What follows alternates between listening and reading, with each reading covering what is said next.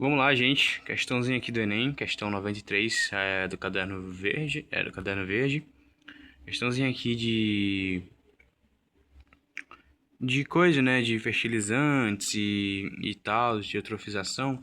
Enfim, a gente vai dar uma olhadinha aqui nessa. Eu acho que ela é uma questão assim, nível médio, talvez, provavelmente. Eu não me informei ainda direitinho, porém a gente vai aqui revisar um pouquinho ela, né? Que é uma questão aqui que despenca bastante tendência, esse tópico. E vamos lá, né? Vou continuar aqui nossa correção. Vamos ler aqui a questão primeiro para a gente entender. Eu vou explicando alguns pontos. Vamos lá. Dar destino sustentável às sobras, conforme apresentado na etapa 4, ajuda a evitar, tá? A gente quer saber esse destino, essas sobras, ajuda a evitar o que nessas sobras da etapa 4? Vamos ler aqui primeiro para entender alguma coisa. O esquema apresenta as etapas do processo de biodigestão. Ok, biodigestão.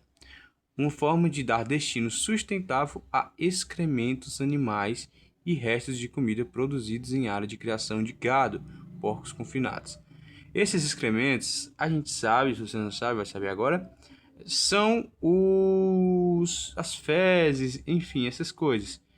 E ele aqui está dizendo que vai pegar esses restos, né, de excrementos e restos de comida e vai produzir alguma coisa, né? Vamos lá ver o que vai acontecer. Tá aqui as etapas certinhas, né? Vou dar zoom aqui pra gente poder ver direitinho. Vamos ver aqui. A etapa 1, eles pegam os excrementos dos animais, né? E o resto de alimento. E eles misturam com a água no alimentador do biodigestor. Ou seja, ele pega os excrementos e as coisas e a água e mistura aqui. Certo? Tá aqui os excrementos aqui, que é a água. Aí, a segunda parte, ele vem para cá. Aí, dentro desse biodigestor, a ação das bactérias decompõe os resíduos, transformando-os em gás metano e adubo. Ou seja, tudo isso aqui vai ser decompositado por essas bactérias, que vai virar uma parte adubo e outra parte gás metano. Exatamente. No processo 3, está dizendo que aqui o gás metano vai ser encanado para alimentar um gerador, ou seja, ele vai servir como ali uma energia, tipo isso, né? Ele vai vir para cá para aquecer o gerador. Na etapa 4, as sobras, os restos, que não é o gás metano, né? Que no caso é o adubo que foi feito aqui, essas sobras vão servir como fertilizantes. O que é um fertilizante? Fertilizantes é o que?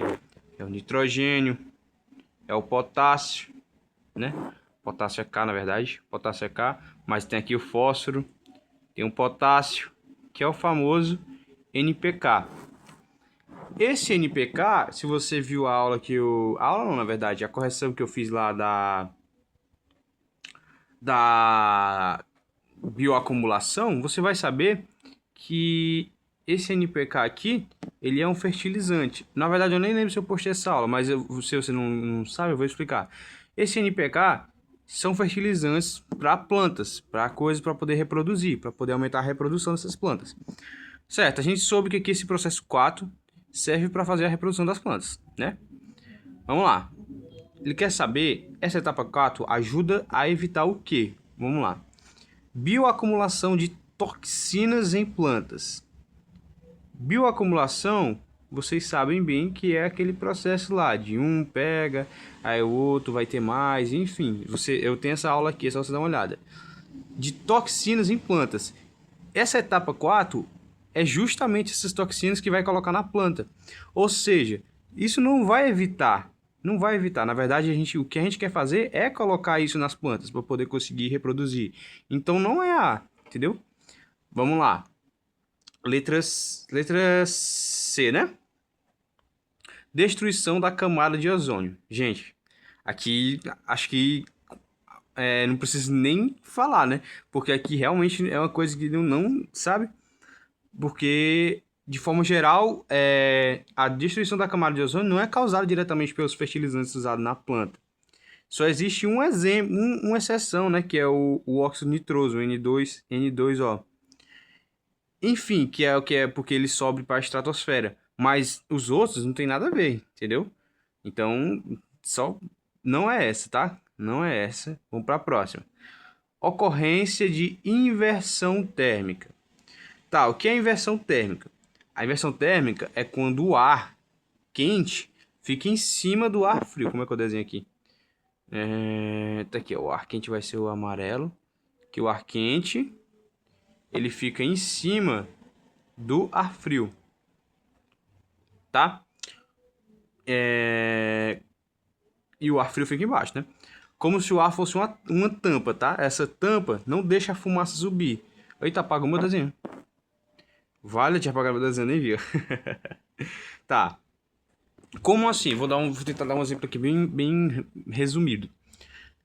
Você percebe que de manhã o chão ele vai estar frio e o chão vai estar frio e o ar vai estar quente? Por que isso acontece? Porque o ar ele está sendo esquentado pelo sol. E o chão, como ele passou a noite todinha na noite, ele ficou frio. Então o ar ficou quente e o chão ficou frio. Isso aqui é basicamente uma coisa de inversão térmica. É muito simples, mas não tem nada a ver com isso. Você pode perceber que isso aqui está falando de fertilizantes. Eu queria dar uma explicada para vocês não ficar perdidos. Então não é esse. Produção de chuva ácida. Gente, também não é, tá? Também não é a produção de chuva ácida. Porém, alguns fertilizantes podem sim liberar amônia, que é o NH3, que também reage no ar e pode aumentar a acidez da chuva, mas depende do cenário, sabe?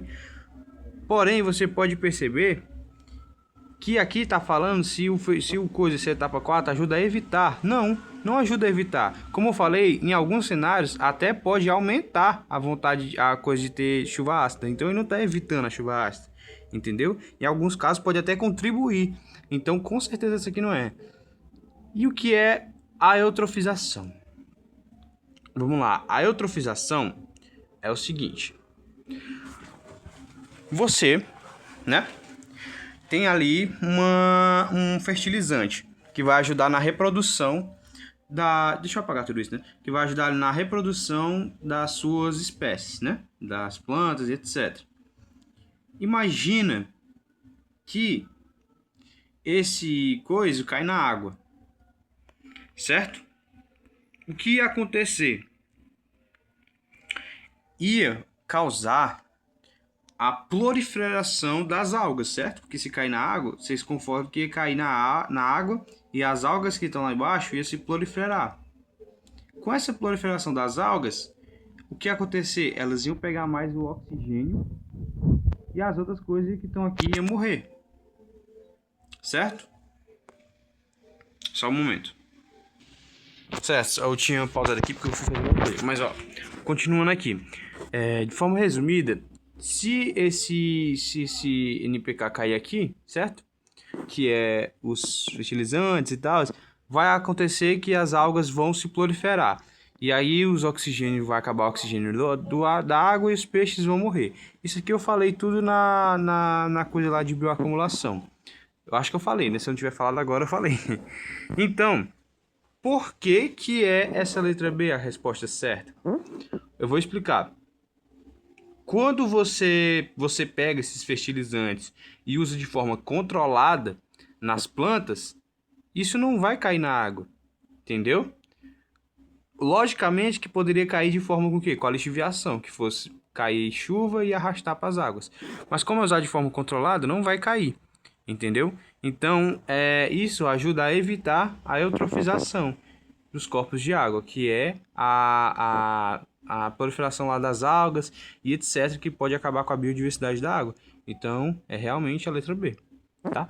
Espero que tenham entendido, espero que tenham compreendido. Se tiver algum questionamento, alguma coisa, pode falar aí que eu respondo de boa, tá bom? Enfim.